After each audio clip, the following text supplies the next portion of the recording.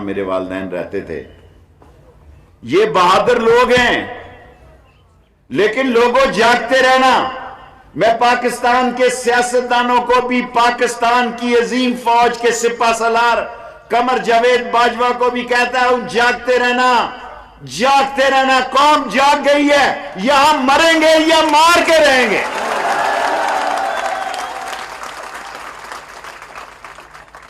ایسا موقع پھر کبھی نہیں آئے گا. خود اس نے کنٹرول لائن ختم کی ہے،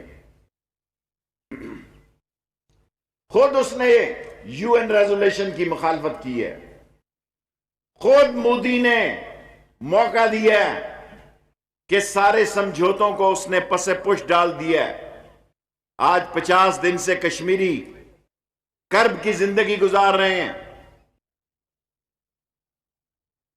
اور آج کشمیر کو کس چیز کی سزا مل رہی ہے؟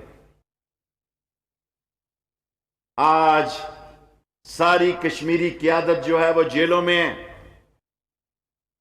میں ساری دنیا میں یہ بات کہنا چاہتا ہوں کہ مودی کا ایجنڈا پاکستان کو ختم کرنا ہے. مودی کا ایجنڈا یہ راستہ واگا کا کھول کے کابل کے ذریعے اور تورخم کے ذریعے دنیا کے ساتھ اپنا کاروبار کرنا ہے.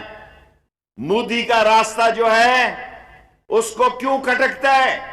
امریکہ کی دوستی پر اعتبار نہیں کیا جا سکتا، ہمیں چین کی دوستی پہ یقین ہے. پاکستان کی قوم امریکہ نے وقت آنے پہ ہمیشہ دھوکہ دیا ہے.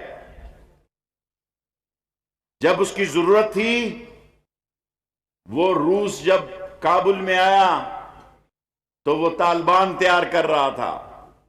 جن اسامہ کے بینکروں پر امریکہ نے کروز میزائل مارے وہ امریکہ کے بنائے ہوئے تھے.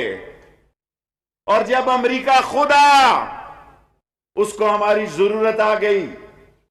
عمران خان ایک صلح پسند اور امن پسند قیادت ہے، اور میں نے